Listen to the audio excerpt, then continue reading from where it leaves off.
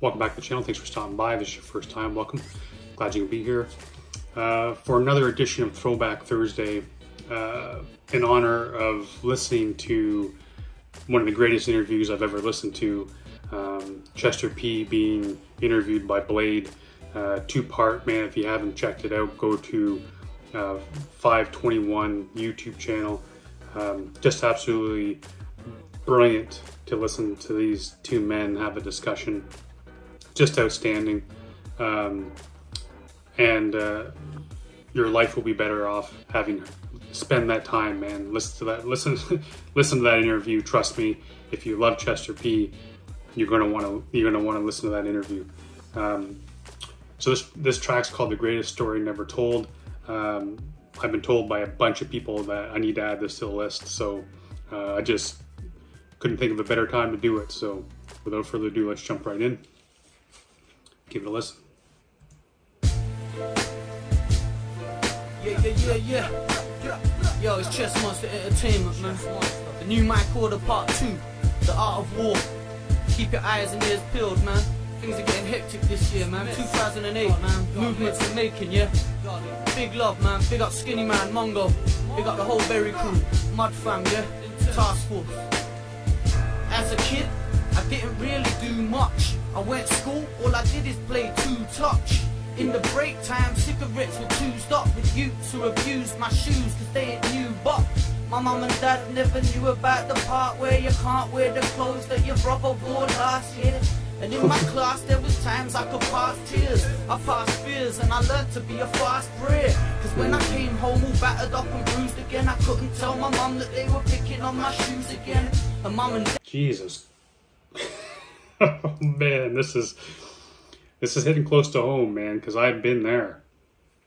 And a couple of those things, man.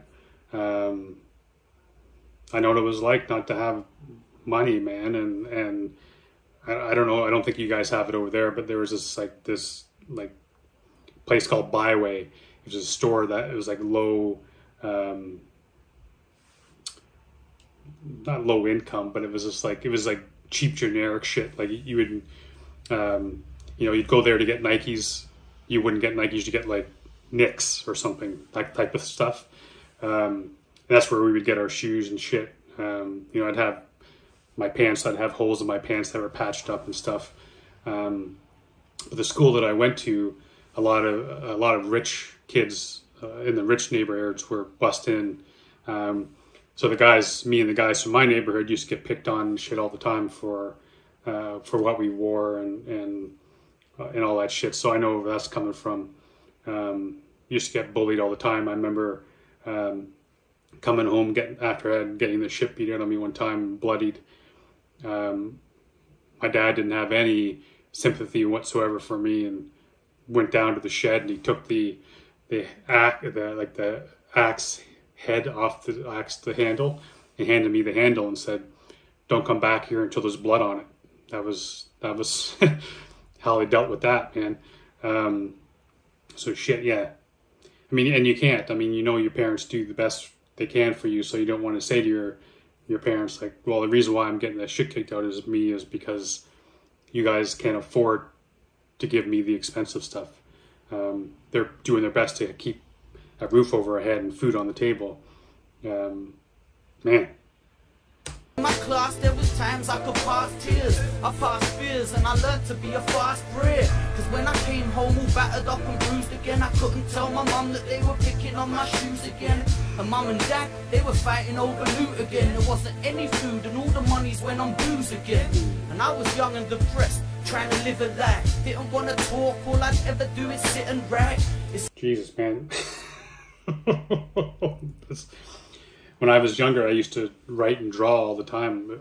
If I wasn't out with my friends doing shit we shouldn't be doing, I was drawing. I was always drawing before I got into writing. This song's awesome.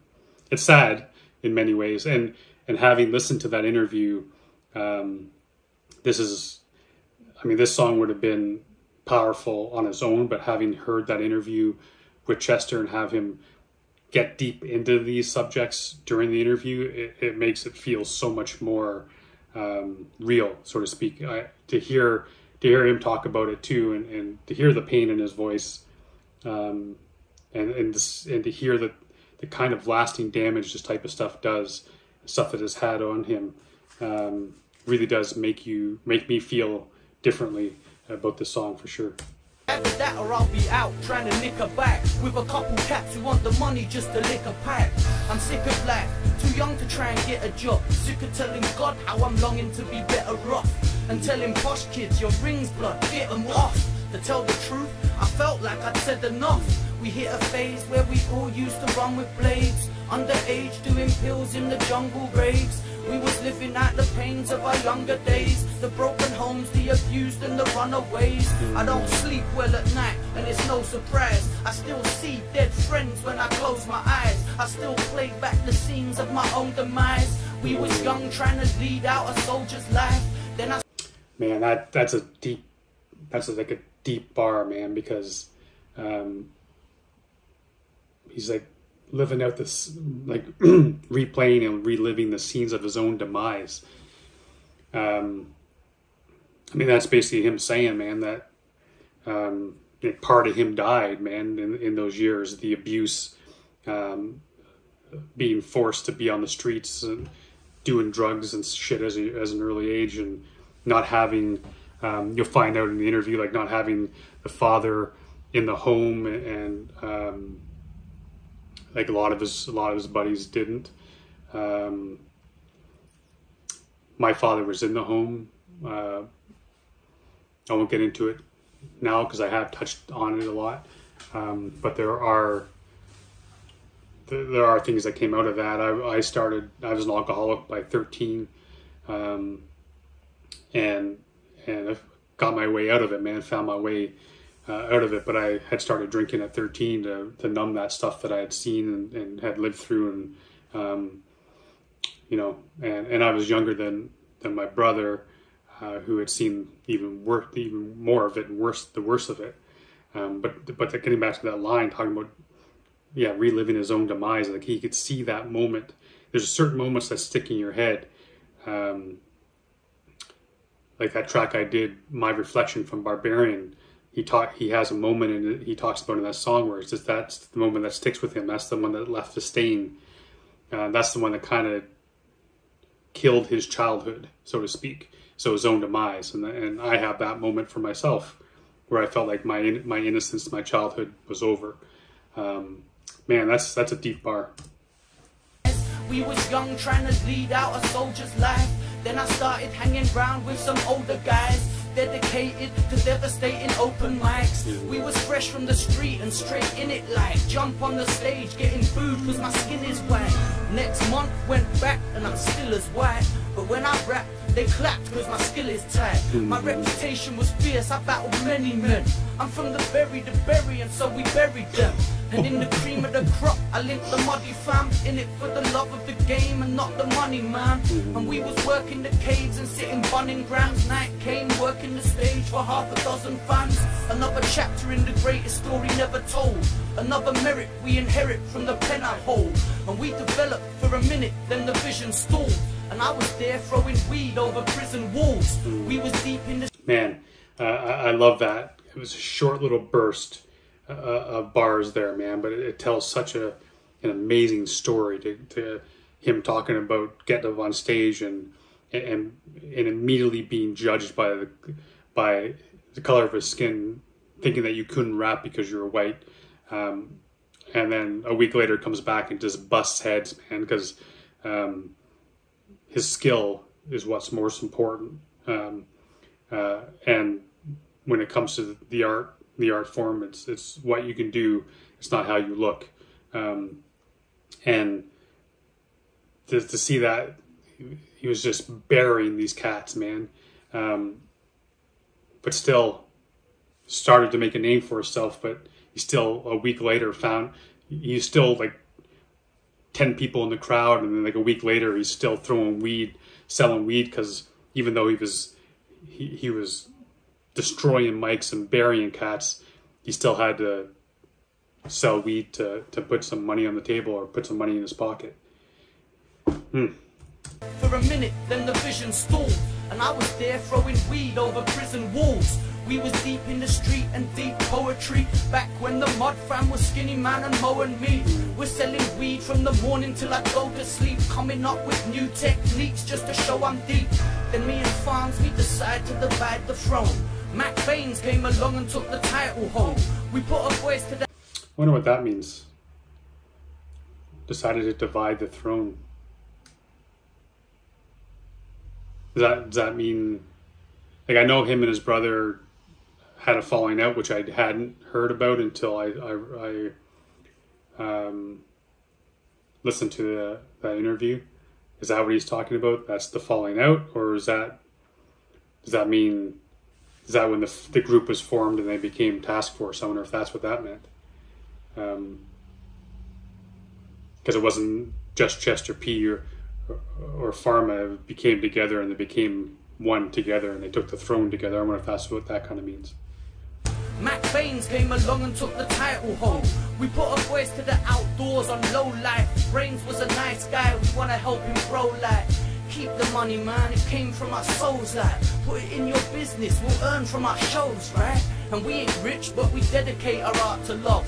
He took the money, now his memory is hard to jog. He talks politics, talks like his heart is guts, but at the same time he's ripping all his artists off. I got this heart. God damn. It goes to show you, man. It doesn't... Like, here's a couple cats who don't have a pot, well, they have a pot to piss in, but you know what I'm saying? They don't have money in their pocket. And they're finally starting to make some money. And out of the love of the art, the love of, out of their own souls, the type of people that they are, they tell Brain Tax to keep the money that they made to grow your business, and together we'll all eat. They do that out of love, man, and nothing else. And then they get turned around and get stabbed in the back.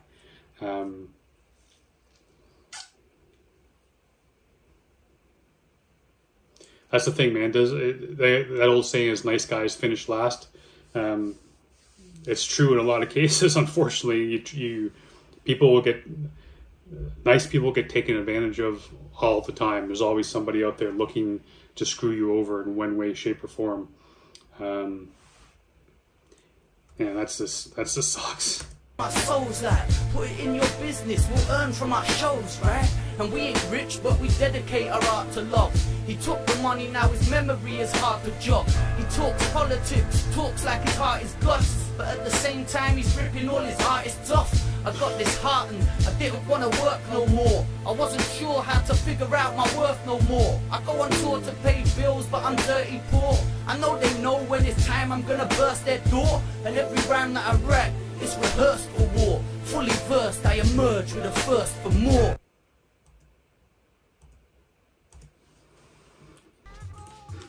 Wow, what a way to end that track.